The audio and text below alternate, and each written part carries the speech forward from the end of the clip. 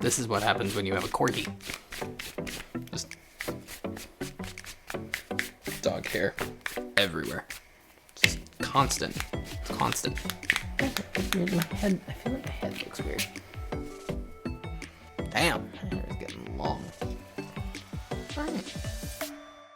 What is going on, guys? Welcome back to another video. Today we are going club style. So I originally had this planned out to do 2 separate videos on this, but I'm just way too excited to actually show you guys where the bike is now, do a full review, do a full walk around, all that good stuff. I have one other sort of install video that I think we'll probably do before that, but then we're gonna do the full kind of review and everything. I know I've been promising that, I know I need to get to that, but in the meantime, we are going club style. So what that means, we're doing a fairing, windshield combo, Memphis shades, and then we're also doing some saddlebags on top of that. Now that was a big thing because it's a pain in the ass to have to carry all your stuff around on the bike in like a backpack or something like that. So the saddlebags are a big plus. I'm really excited to kind of show you guys where the bike's actually at right now, but I felt like this was the right call to do this video as one whole big piece because it kind of ties it all together, gives it the look. Now I know a lot of guys go for the club style build. I know that's kind of the most popular way to do this bike up, but I don't know, maybe it's not the most unique thing in the world, but it's the way that I wanted to do it for sure. It's how I like it. I think it looks best styled this way. Just, you know, the club style and the lower rider S, they go together. So without further ado, we're gonna get into it and we're gonna show you guys just kind of installing these 2 different pieces. So let's get to it.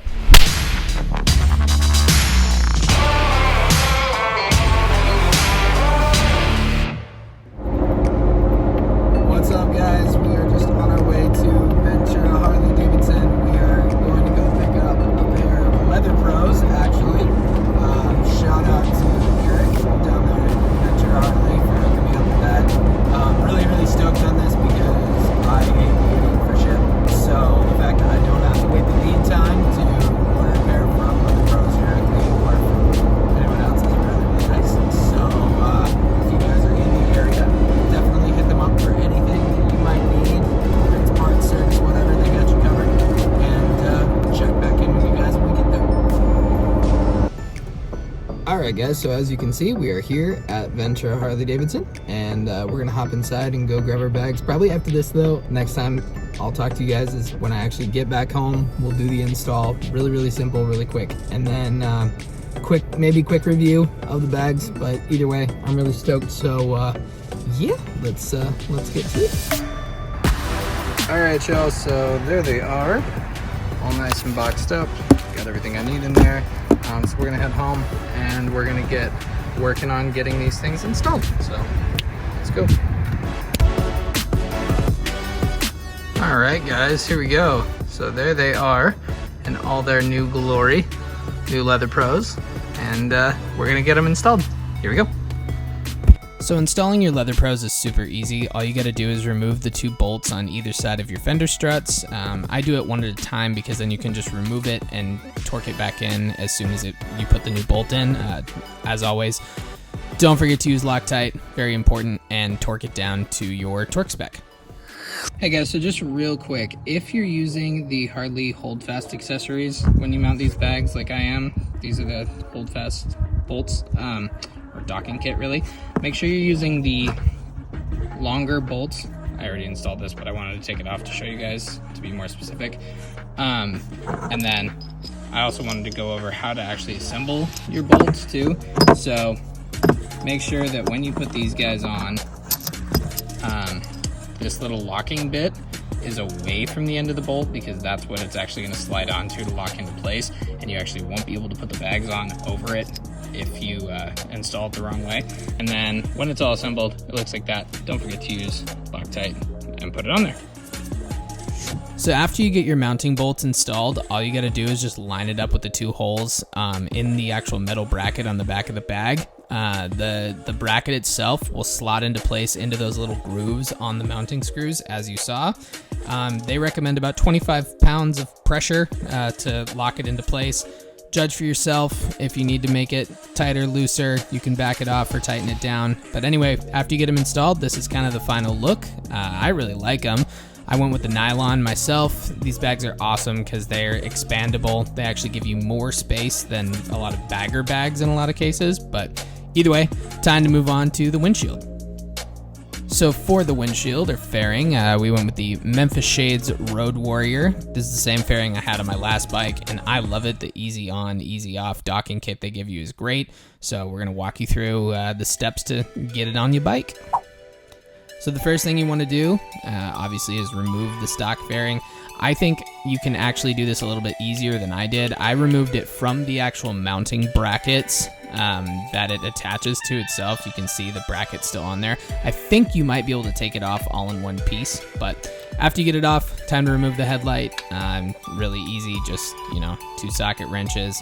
If you have one that has like a ratcheting system, that'll make it a lot easier. As you can see, this kind of, took a minute to do it the manual way, but after that, just get your light off. The bolt just slides right out. Be careful with it. Obviously, don't drop it. You don't want to do that. So after you get your light out of the way, you want to install the 2 extension brackets that Memphis gives you with their full kit. Really simple. Just get them installed in there. Don't tighten them down too much because obviously you still want to be able to move the headlight once you put it back in. Everything that you need to do this is installed in the kit, or is included in the kit. Really, really easy to do. But like I said, don't do it too tight yet because you want to be able to position the headlight into the right place in the fairing. Just leave everything loose before you actually fully install it. After you get that on, basically there's this little shroud that they give you. It's not a full headlight bucket, but it kind of gives it that appearance. Same kind of thing that you would do with a headlight bucket though, where you put the retaining ring on afterwards. Just kind of pop that into place, and then there's a little screw at the bottom, same thing as your standard Harley headlight bucket. Now you're ready to kind of move on to the next steps of actually getting the fairing on. So the first thing that you're going to want to do is get the mounting brackets onto your forks. So these are the quick detach, or whatever they call them, mounting brackets. They're really easy to put on. They're just a couple screws in each place. Same thing as before, just keep it loose. Don't tighten anything down yet, because you're going to need to be able to adjust everything to make it sure it's in the right place. You want to put these about 2 inches apart. I mounted the top ones just below the upper triple tree. Not right now. They still have to be moved up. This is why you install everything loosely. Same thing on the other side. Like I said, really simple. And then once you get all those just sort of loosely positioned, we're ready to put the fairing on itself. I installed the brackets on the inside of the fairing already. They're just really easy couple screws. If you want to see how to install those a little bit more in depth, there's a ton of videos that show you how to do it, but as you can see here, I'm just trying to pop it into place. This is why you leave everything loose, is so that you can have this adjustability, but once you get the fairing on, then I find it's a good time to actually put the windshield on. I think it's a little bit easier to do it this way, just so that the windshield's not in your way while you're trying to put the fairing on your bike. After that, there's these little plastic screws. They say don't tighten them with tools, just do finger tightening. I kind of agree with this. You don't want to crack them, you don't want to damage anything, but once you get it all on, this is the final product.